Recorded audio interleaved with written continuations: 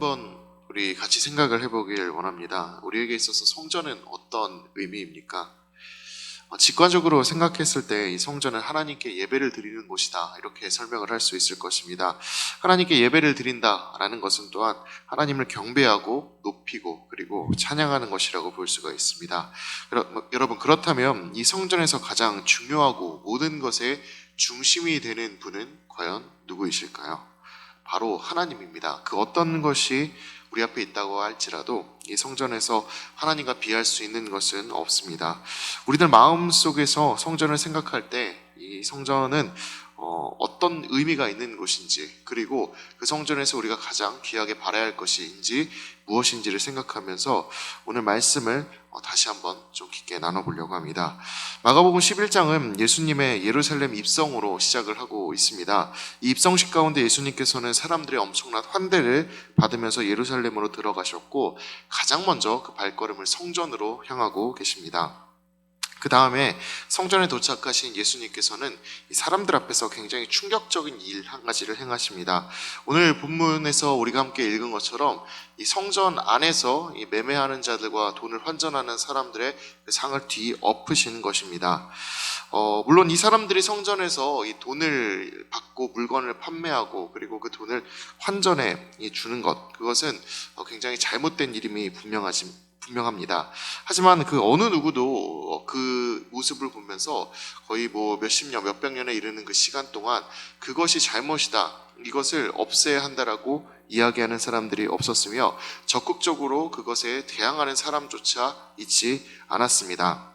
그렇기 때문에 수많은 시간이 지난 후에 이 성전의 가운데에서 이러한 일들이 이루어지는 것은 그들 가운데 일상이 되어버렸습니다. 일상이 되었다라는 것은 그들 가운데 누구도 이것을 이상하게 바라보지 않았다라는 것입니다. 따라서 그 자리에 있는 사람들의 입장에서 본다면 예수님이 갑자기 그들의 상을 엎으시고 그들을 내쫓으시는 것은 행패에 가까웠을 것입니다. 이전까지 누구도 행하지 않았던 굉장히 충격적인 일이 예수님의 손에서 벌어지고 있는 것이었습니다. 그렇다면 우리는 예수님께서 왜 이렇게 극단적인 행동을 하고 계시는지, 평화와 사랑을 외치시는 예수님께서 이와 같이 행패에 가까운 일을 하고 계시는지에 대해서 의문을 가지고 이 사건을 바라볼 필요가 있습니다. 이 사람들이 왜 여기에서 이것들을 팔고 있었을까? 이 사람들은 무슨 생각을 갖고 있었을까? 어떠한 마음을 가지고 이 일들을 행하고 있었을까? 할 말들이 참 많지만 이런 상황에 대한 이해들을 다 뛰어넘어서 예수님이 과연 왜 이런 일을 행하셨을까에 대해 깊게 좀 생각을 해봤으면 좋겠습니다. 예수님께서는 도대체 왜 성전에서 이런 일을 행하신 것일까요? 이 사람들이 성전과 성전의 목적과 그 의미에 부합하지 않는 행동을 하고 있었기 때문이다 라고 오늘 성경은 이야기를 하고 있습니다. 17절을 보면 예수님께서는 이 사람들의 상을 엎으시고 나서 뭐라고 말씀하십니까? 이사야서 56장 7절의 말씀을 인용해서 성전은 만민이 기도하는 집이다 라고 말씀하고 계십니다. 그런데 이 성전 안에서 돈을 바꿔주고 비둘기를 비롯해 이 재물들을 파는 사람들의 목적은 이 만민이 기도하는 곳이라는 곳의 명칭에 부합합니까? 그렇지 않습니다. 이 사람들에게 있어서 성전은 하나님이 임재하는 곳이 아니었습니다. 기도하는 것도 아니었습니다. 이 사람들에게 있어서 성전의 주된 목적과 의미 그 자체는 돈에 있었습니다. 예수님이 말씀하신 성전의 목적과 이 사람들의 목적은 정반대에 있는 것입니다. 예수님은 사람들이 하나님을 만나고 그리고 하나님의 임재가 사람들 가운데 나타나는 공간이, 그런 하나님 중심의 공간이 바로 성전이 되기를 원하셨으나 이 사람들은 성전이라는 공간을 세속적인 그런 물건들이 오고 가는 공간으로 만들어버리고 바꾸어버린 것입니다. 이렇게 성전의 중심이 되어야 할 하나님이 세상의 것에 뒷전으로 밀려버렸다면 성전의 의미는 이미 퇴색되어진 것이라고 볼 수가 있겠습니다.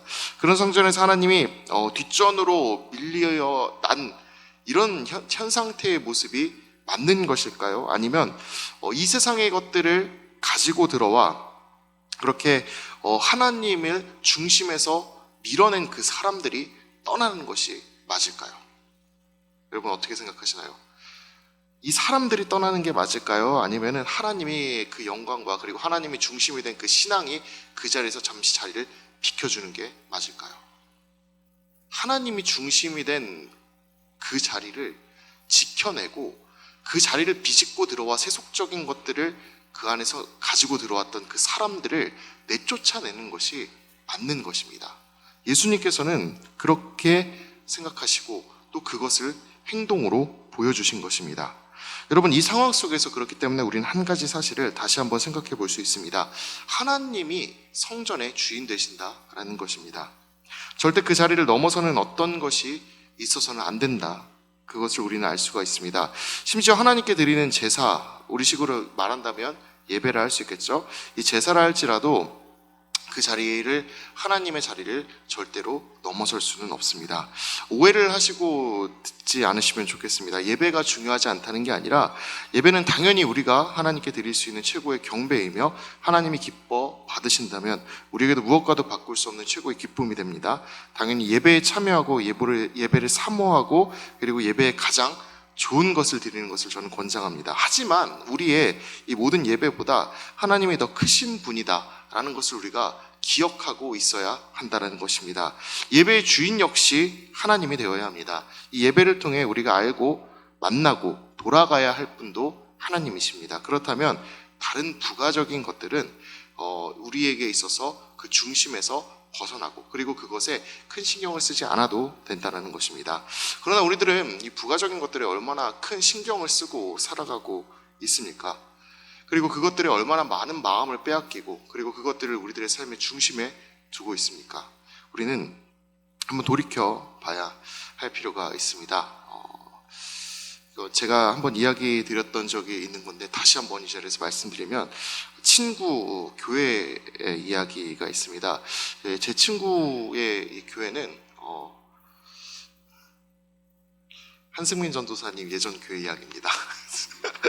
그때는 친구 이야기라고 했는데 지금은 한승민 전도사님 예전 교회 이야기인데 한승민 전도사님 예전 교회 있을 때 그 교회는 그 넥타이를 굉장히 중요시 여겼다라고 합니다. 그래서 이제 절기색에 맞춰가지고 이제 꼭 맞는 그 넥타이를 하고 와야지만 교역자가 이제 된다고 합니다. 만약에 조금의 그 규정에라도 어긋나는 넥타이를 하고 오게 된다면 이 선임 목사님을 부르셔가지고 조용히 뒤에 가셔서 크게 혼을 내셨다라고 그런 이야기를 했습니다. 그래서 부활절 때 이제 빨간색 넥타이를 하고 가야 되는데 이 완전 빨간색 넥타이가 없어가지고 좀 점점점 들어간 그런 패턴이 들어간 넥타이를 하고 갔다가 선임 목사님한테 불려갔었다라는 그런 이야기를 제가 들었던 적이 있었는데 저는 그 이야기를 들으면서 굳이 꼭 그래야 되나라는 생각을 하게 됐습니다. 근데 빨간색을 한다, 절기색을 한다라는 거 굉장히 공통된 그런 생각을 가지고 함께 한다는 것에서 좋은 것 같진 하지만 그런 거를 이제 좀 비슷하게 맞춰 왔는데 그런 걸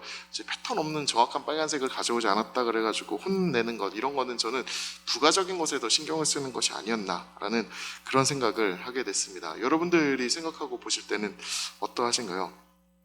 제가 봤을 때는 우리에게 있어서 더 중요한 것은 하나님이다 라고 생각을 합니다. 여러분, 그렇다면 다른 것들을 뒤로 밀어두고 우리는 하나님께 더 집중할 필요가 있습니다. 심지어 예배와 관련 나의 생각들까지도 여러분 우리는 뒤로 밀어볼 필요가 있습니다. 여러분, 우리는 여러 가지에 많은 신경을 씁니다. 예배를 드릴 때 순서는 왜 이럴까?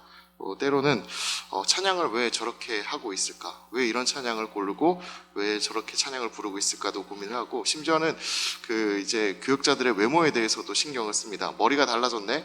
아니면 오늘은 좀 살이 빠진 것 같네, 살이 찐 것 같네, 이런 이야기도 하시면서 그렇게 생각을 하시고 합니다. 참 많은 관심을 가져주시는 거고 그리고 여러 가지로 신경을 써주시는 거기 때문에 감사한 일입니다. 그러나 이런 것들에 신경을 뺏기는 것보다 우리가 더 중요하게 생각해야 할 것이 있습니다. 바로 무엇입니까? 하나님과 함께 하고 있다라는 그 시간에 대한 이 소중한 마음입니다. 하나님을 마음에 두는 것입니다. 우리는 예배의 모든 부분을 신경 쓰며 살펴보는 것보다 예배 그 자체가 향하고 있는 목적인 하나님을 더 마음에 품는 것에 집중을 할 수 있어야 하겠습니다. 구약의 여러 가지 그 이야기들도 우리에게 하나님께 더 집중하는 것이 중요하다라는 것을 이야기하고 있습니다. 대표적인 것 중에 하나는 이 사무엘상에 나오는 이 사울의 이야기에서 찾아볼 수가 있는데요. 사무엘상 13장을 보게 되면 이 사울이 이 전쟁에 나간 장면이 나오게 됩니다. 그곳에서 사울이 제사를 드리는 장면이 나오는데 13장을 보게 되면 이 사울이 다스린 지 2년째 되던 해에 블레셋과 이 전쟁을 하기 위하여 길갈에 사람들이 모였다라고 기록을 하고 있습니다. 그리고 여기서 사무엘이 내가 좀 있으면 갈 테니 내가 도착하고 난 뒤에 하나님께 제사를 드리고 전쟁에 임하라 라고 이야기를 합니다. 그래서 이 사람들이 모여서 일주일 동안 그 전쟁을 기다리고 있습니다. 하지만 일주일이 지나고 나서도 사무엘은 올 생각이 없고 그리고 얼굴도 보이지 않습니다. 전쟁을 위해 모였던 그 사람들의 사기는 날이 갈수록 바닥을 향해 가고 있습니다. 얼마나 그것이 심해졌는지 날이 갈수록 도망자가 속출하였다라고 합니다. 여기서 사울의 선택이 무엇이었을까요? 사무엘 없이 자신이 하나님께 번제를 드리는 것이었습니다. 어떤 상황이었는지 우리 사무엘상 13장의 말씀을 한번 읽어보도록 하겠습니다. 우리 8절부터 9절의 말씀 함께 읽겠습니다. 사울은 사무엘이 정한 기한대로 이레 동안을 기다렸으나 사무엘이 길갈로 오지 아니하매 백성이 사울에게서 흩어지는지라. 사울이 이르되 번제와 화목제물을 이리로 가져오라 하여 번제를 드렸더니. 이 사건을 여러분 우리 인간적인 입장에서만 한번 생각을 해보길 원합니다. 전쟁을 위해 모인 군인들이 탈영을 계속해서 하고 있습니다. 탈영은 예나 지금이나 최고형이 사형으로 다스려질 정도로 전쟁터에서는 가장 엄중한 죄에 속합니다. 그럼에도 이 사람들이 탈영을 계속해서 합니다. 이런 상황이 계속해서 벌어진다라는 것은 그 자리에 있는 사람들의 시선으로 봐도 도저히 이 기세로는, 그리고 지금 이 상황으로는 저 블레셋과 맞붙어서 싸워서 이길 수가 없다는 것입니다. 자신의 목숨을 도저히 보존할 수 없다는 것이죠. 오히려 탈영을 하는 편이 더 자신의 목숨을 보존하기가 쉬워 보인다라고 생각이 되었기 때문에 도망을 하고 있는 것입니다. 싸우면 어차피 죽을 건데 탈영해서 도망치는 게 더 낫다는 것이 이들의 판단이었던 것이죠. 이런 상황에서 하나님께 번제를 드리고 하나님의 도움을 구하는 일조차 그 왕이 있음에도 불구하고 하지 않고 있으니 이 사람들의 입장에서는 얼마나 답답했을까요? 또 사울도 하나님께 번제를 드리고 하루빨리 전쟁에 나서서 이 꺾여가는 이 사람들의 사기를 조금이라도 붙잡고 싶은 것이 그 사람의 마음이었을 텐데, 여러분 얼마나 그 상황 가운데서 이 사람들의 불만과 그리고 불안이 가득했었을까요?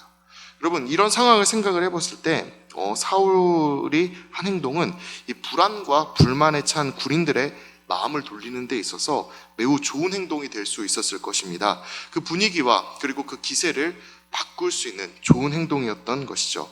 인간적인 생각으로 볼 때 사울의 행동은 전혀 잘못된 것이 아니라 군대 기세를 세울 수 있는 아주 좋은 방법이었을 것입니다.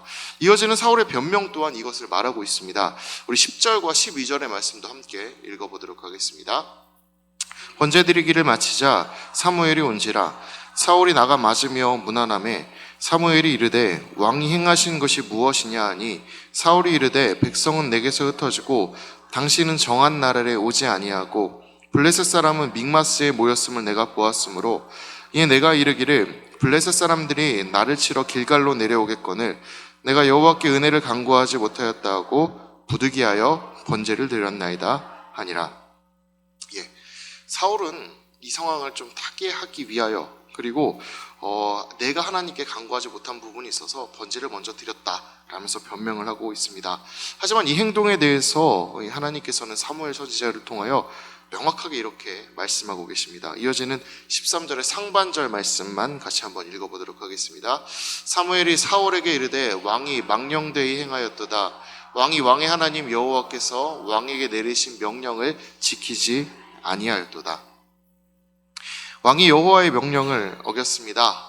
왕이 망령되게 행동했습니다. 이것이 사무엘의 말입니다. 왜 이런 평가가 나오고 있는 것일까요? 이유는 간단합니다.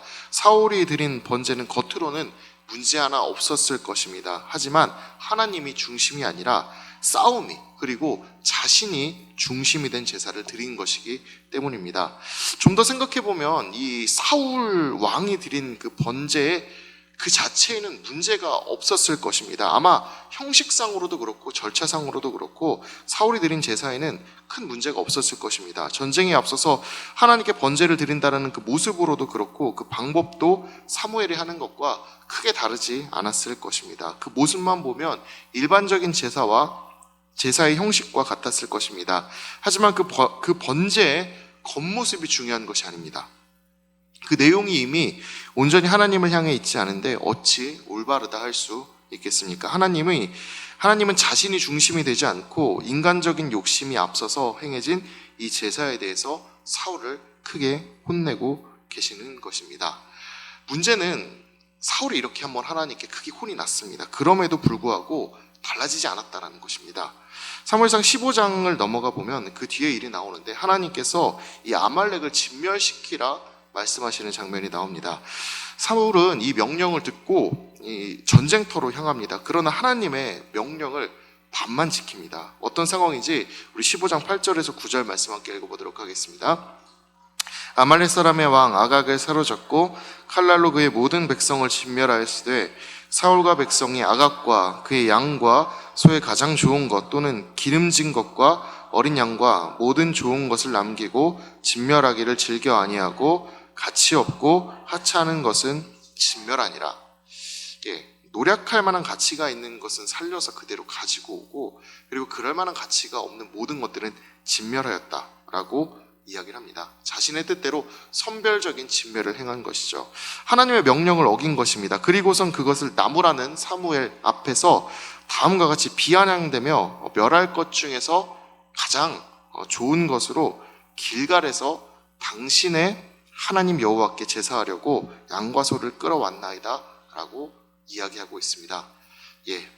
사울은 여기서 나의 하나님께 제사를 드리기 위해 이 제물을 가져왔다라고 이야기하지 않습니다. 길갈에서 당신의 하나님에게 드릴 예물을 가지고 왔다 라면서 비아냥대며 그렇게 이야기하고 있습니다. 이미 그 사울의 마음 가운데에서 하나님이 떠나 있는 것을 잘 보여주고 있는 것이죠. 이미 하나님이 그 마음에서 떠났는데 하나님께 제사를 드린다는 그 이야기가 진심이 될 수 있을까요? 그렇지 않습니다. 그것은 핑계가 됩니다. 그래서 사무엘 선지자는 다시 한번 이렇게 이야기합니다. 22절 우리 같이 한번 읽어보도록 하겠습니다. 사무엘이 이르되 여호와께서 번제와 다른 제사를 그의 목소리를 청종하는 것을 좋아하심같이 좋아하시겠나이까? 순종이 제사보다 낫고 듣는 것이 순양의 기름보다 나으니. 호세아 6장 6절에서도 겉모습만 멀쩡해 보이는 제사들을 향해 호세아 선지자는 굉장히 날선 비판을 가하고 있습니다. 호세아 6장 6절의 말씀도 한번 읽어보도록 하겠습니다. 나는 인애를 원하고 제사를 원하지 아니하며 번제보다 하나님을 아는 것을 원하노라. 사울의 행동들과 오늘 본문에 등장하는 그리고 지금 우리가 알고 있는 호세아서의 말씀까지를 보면 여러분 우리는 하나님을 중심에 두는 것이 얼마나 중요한지를 깨달을 수 있습니다. 또 이 마가복음 본문에서 등장하는 성전에 장사하는 이들의 행동이 이 사울의 모습과 같은 선상에 있다라는 것 또한 발견할 수 있습니다. 이들 모두 자신의 행동은 정당하다라고 주장할 만한 근거를 가지고 있기는 합니다. 하지만 그것이 사람의 뜻에서 비롯된 것이고 그리고 사람의 생각에서만 정당화될 수 있는 것일 뿐 하나님의 뜻에는 부합하지 않으며 하나님이 원하시고 바라는 것에서는 한참 거리가 있다는 것을 우리는 알 수 있습니다. 그렇게 하나님의 뜻과 멀어져 있기 때문에 예수님께서 이 멀어진 그 뜻을 향해 보여주고 있는 행동은 결국 우리에게 한 가지 사실을 알려주고 있습니다. 성전에서는 하나님이 최우선이라는 것입니다.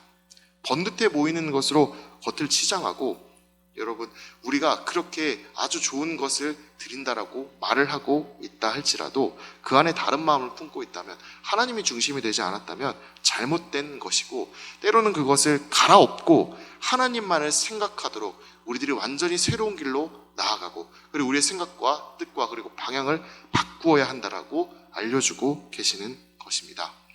여러분 그렇다면 예수님의 행동을 통하여 우리의 삶의 목표가 정해졌습니다. 바로 무엇입니까? 하나님만을 최우선으로 삼는 것입니다. 이것을 이루기 위한 가장 좋은 방법이 무엇이 있을까 생각을 해보니 성경 말씀에 이런 것들을 극복하기 위한 아주 좋은 성찰 한 가지가 있어서 소개를 하려고 합니다. 사울 왕과 마찬가지로 원래 이름이 사울이었던 이 바울의 성찰입니다. 그리고 하나는 이 사울과 대립했던 다윗의 성찰입니다. 우선 바울을 찾으러 빌립보서 3장으로 함께 가보도록 하겠습니다. 7절부터 9절까지의 말씀을 함께 읽어보도록 하겠습니다. 그러나 무엇이든지 내게 유익하던 것을 내가 그리스도를 위하여 다 해로 여길 뿐더러 모든 것을 해로 여김은 내 주 그리스도 예수를 아는 지식이 가장 고상하기 때문이라. 내가 그를 위하여 모든 것을 잃어버리고 그 안에서 발견되려 함이니 내가 가진 이는 율법에서 난 것이 아니요 오직 그리스도를 믿음으로 말미암은 것이니 곧 믿음으로 하나님께로부터 난이라. 이 성찰은 그 상태로 들어도 대단하지만 예배자의 자리로 나오는 우리에게 더 중요한 마음을 가질 수 있도록 인도하고 있습니다. 이 말씀에 따르면 바울은 예수님과 예수님의 말씀 그리고 예수님과 관련된 그 모든 것들, 그것 외에는 세상의 모든 것들을 다 배설물로 여긴다라고 이야기를 합니다. 여러분, 이 배설물에 대한 태도를 한번 생각을 해봅시다. 좀 더러운 이야기이긴 하지만 여러분, 배설물을 어떻게 대하십니까? 흘려보내시죠. 악착같이 모아야 될 것이라고 생각하면서 집안에 배설물을 모아두시는 분은 아마 없으실 겁니다. 그리고 그것을 귀하게 여기면서 먹어야 할 대상으로 바라보시는 분도 없으실 것입니다. 우리는 하나님 앞에서 이런 마음으로 세상의 것들을 바라볼 수 있어야겠습니다. 이게 얼마나 중요한 마음입니까? 이 마음을 우리 다른 것들과 함께 비교해 보려 하겠습니다. 다윗이 이것에 대해서 중요하게 고백한 부분이 있는데 우리 시편 19편의 말씀을 같이 보도록 하겠습니다. 시편 19편 7절에서 10절까지의 말씀 함께 읽어보도록 하겠습니다.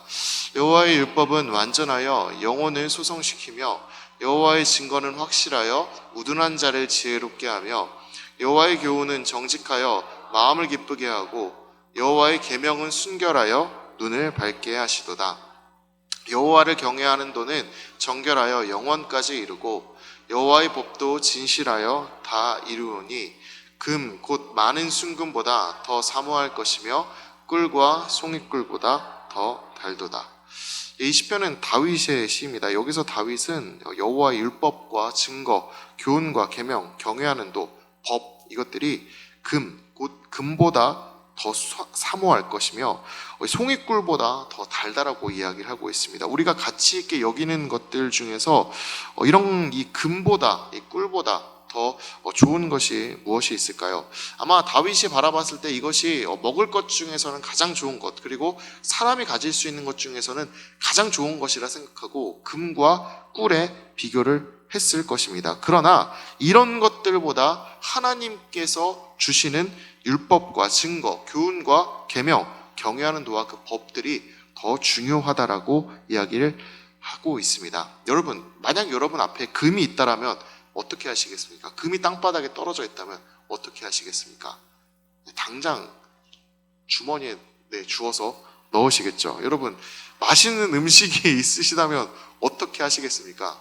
네, 먹으라고 자유롭게 주어진 것이면 앞에 가가지고 앉아서 먹을 것입니다. 여러분, 다윗은 그런데 여호와의 율법과 증거, 교훈, 계명, 하나님께서 주시는 그 모든 것들이 금보다, 맛있는 음식보다 더 소중한 것이다 이야기를 하고 있습니다. 그래서 우리가 모으고 입에 넣기를 즐겨야 할 것들이 바로 이것이다 라고 이야기를 하고 있는 것이죠. 이제 두 가지 성찰을 함께 섞어서 이야기를 해보도록 하겠습니다. 하나님께서 주신 율법이나 증거, 교훈, 계명, 경외하는 도, 그리고 법, 이 하나님이 주신 그 모든 것들은 세상의 모든 가치 있는 것들보다도 우리가 더욱 귀하게 여겨야 하는 것입니다. 반대로 세상의 것들은 이것들에 비하면 마치 배설물과 같이 여겨야 하는 것입니다. 바울도 아마 시편 19편의 이야기를 잘 알고 있었을 것입니다. 누구보다 성경의 이야기를 잘 알고 있는 사람이었기 때문이죠. 그의 표현대로 이제 이야기를 해보자면 이 성경에 대해서 잘 알고 있었고 이 표현도 잘 알고 있었기 때문에 왜 이런 표현을 했는지 생각을 해보면 좀 더 극적으로 표현하기 위하여 이런 이야기를 하지 않았나 생각이 됩니다. 중요한 것이 예수 그리스도와 그리고 예수 그리스도께서 주신 말씀 그리고 하나님을 중심에 두는 것이기 때문에 다윗이 말한 것처럼 그것들은 가장 최상의 것이다. 그렇기 때문에 나는 반대로 세상의 것들은 마치 배설물처럼 하찮은 것으로 여기며 제외하겠다. 나의 삶 가운데서 버리겠다라고 이야기를 하고 있는 것이죠. 여러분, 이렇게 다윗과 바울이 이야기하고 있는 이 두 가지의 고백이 우리의 삶 가운데서 그리고 우리의 입술 가운데서 나올 수 있는 고백이 되기를 원합니다. 하나님의 것이 우리의 삶에서 최상의 것이며 나머지 것들은 없어도 되는 것, 버려져도 그만인 것이라는 그런 고백이 나올 수 있어야 하는 것이죠. 여러분, 그래서 우리가 함께 그렇게 여길 수 있길 바랍니다. 제가 차마 여러분들이 가진 모든 것을 다 배설물로 여기십시오라고는 못하겠지만 저도 아직 그렇게 하고 있지는 못하지만 오늘 읽은 말씀과 이 바울의 표현을 기억하며 한 가지를 떠올리며 살아갔으면 좋겠습니다. 최대한 하나님의 것들과 그리고 이 세상의 것들을 동일한 선상에 두고 생각하지 말자는 것입니다. 여러분, 비교할 만한 자리에 두지 말고 하나님의 것을 항상 먼저 생각하는 우리가 되어야 한다는 것입니다. 여러분, 예배보다 하나님이 더 중요하십니다. 우리가 가지고 있는 그 모든 형식들보다 하나님이 더 중요하십니다. 우리가 그거를 기억하며 살아갈 수 있기를 바랍니다. 여러분, 만약에 제가 아까 말씀드렸던 것처럼 넥타이와 관련된 그 이야기처럼 예배보다 더 중요하게 여겨지는 것, 그리고 그 예배에서 넥타이로 인하여 마음이 상하고 힘들어 하실 분들이 있다면 여러분, 그것을 문제 삼는 것이 아니라 나의 생각을 바꿔서 하나님을 더 중요하게 여길 수 있는 우리가 될 수 있기를 바랍니다. 다른 것들에 대해서도 마찬가지입니다. 우리는 성전에서 하나님만을 바라고 하나님만을 생각할 수 있어야 하겠습니다. 그리고 한 가지 더 우리가 생각했으면 좋겠습니다. 성전에 나올 때만 이런 생각을 하는 것이 아니라 우리의 육신 가운데 거하고 계신 그 성령님 그리고 그 하나님을 위하여 평상시에 우리의 삶 또한 그 거룩한 하나님만을 생각하며 하나님을 최우선에 두는 삶을 살아가는 것입니다. 고린도전서 3장 16절과 고린도전서 6장 19절은 우리에게 중요한 사실을 알려주고 계십니다. 바로 우리의 몸은 하나님께서 거하고 계신 귀한 성령의 전이라는 것입니다. 여러분, 그렇습니다. 우리는 성령을 모시고 있는 전입니다. 이 말은 곧 무엇을 뜻하는 것입니까? 방금 전에 나눴던 이 성전에 대한 그 모든 개념들, 그리고 그렇게 성전 가운데서 하나님을 가장 중요하게 여기며 모든 것 가운데 하나님을 우선순위에 둬야 한다라는 그 개념 자체를 우리의 모든 삶의 영역 가운데로 가져와야 한다는 것입니다. 여러분, 이 자리에 와 있는 이 1시간 동안만 거룩하게 살고 돌아가서는 하나님을 조금 생각해 보도록 노력해 볼까? 하나님과 하는 것을 한번 세상의 것과 하나님의 것을 비교하면서 좀 어느 것을 생각을 더 해볼까? 이렇게 고민하는 것이 아니라 우리 자신이 성령에 계신 그 전 자체가 되기 때문에 그 안에서 예수 그리스도께서 말씀하신 것처럼 다른 모든 것들 치워내고 하나님만을 가장 우선으로 생각하며 살아야 한다는 것입니다. 즉, 세상에서도 세상의 것을 바라보는 삶이 되는 것이 아니라 하나님을 최고의 가치로 여기며 사는 삶이 우리의 일상이 되어야 한다는 것입니다. 세상에서 그렇게 최고의 가치를 하나님으로 여기고 우리가 살아가야 한다는 것입니다. 다시 본문으로 돌아가서 정리하고 마무리해 보도록 하겠습니다. 오늘 우리는 말씀을 통하여 이 하나님의 성전이 장사하는 곳이 아니라 거룩한 하나님만이 중심이 되어야 한다는 것을 알았습니다. 그렇다면 그곳을 우리 거룩하게 만들 수 있기를 원합니다. 거룩하게 만드는 방법은 한 가지입니다. 세상의 것들의 가치를 하나님의 가치와 동일선상에 놓지 않는 것, 혹은 비교의 대상으로 삼지 않는 것입니다. 그 자체를 거부하는 우리가 될 수 있기를 원합니다. 세상의 것들이 떠나가고 하나님의 것들만이 자리 잡으면 우리 안에는 거룩함 밖에 남지 않습니다. 그리고 계속해서 자신의 모습을 살펴보며 질문해 보기를 원합니다. 나는 성전을 어떻게 만들어가고 있는가? 말씀이 거한다면 성전이 될 수 있습니다. 하지만 말씀이 거하지 않는다면 언제든 강도의 소굴이 될 수 있습니다. 자극적인 표현이지만 그것을 담고 있는 내용물에 따라 여러분 그릇의 명칭은 달라진다는 것을 알고 계실 것입니다. 컵에 물이 담겨 있으면 우리는 뭐라고 부르죠? 물잔이라 부릅니다. 차가 담겨 있으면 뭐라고 부르나요? 찻잔이라 부릅니다. 술이 담겨 있으면 뭐라고 부를까요? 마지막으로 좀 자극적인 표현인데 담뱃재가 담겨 있으면 뭐라고 부를까요? 잿더리가 됩니다. 예, 겉모습과 상관없이 우리가 어떤 마음을 먹느냐에 따라 어떻게 불릴지가 결정이 됩니다. 여러분, 그러므로 우리 마음 가운데에는 무엇을 담아야 하는지, 그리고 무엇이 가득 차 있어야 되는지 깊이 생각할 필요가 있습니다. 그리고 하나님을 우리의 마음 가운데 중심에 두어야 할 필요가 있습니다. 오는 주일은 이 추수감사주일로 지키게 됩니다. 이번 주일이 여러분 기대되지 않으십니까? 찬양제를 비롯하여 여러 가지 행사들이 얘기되어 있는데요. 감사로 하나님께 드리는 날입니다. 따라서 주일까지 남은 기간 동안 세상의 사치나 향락 그리고 즐거움보다는 하나님을 향한 감사를 생각해보고 하나님을 중심에 두고 그 감사를 표현하며 또 감사의 예배를 기다릴 수 있는 우리가 되기를 원합니다. 그리고 그렇게 일주일에 남은 날을 하나님으로 가득 마음을 채우고 나아가는 우리가 될 수 있기를 진심으로 바랍니다. 기도하도록 하겠습니다. 하나님 아버지,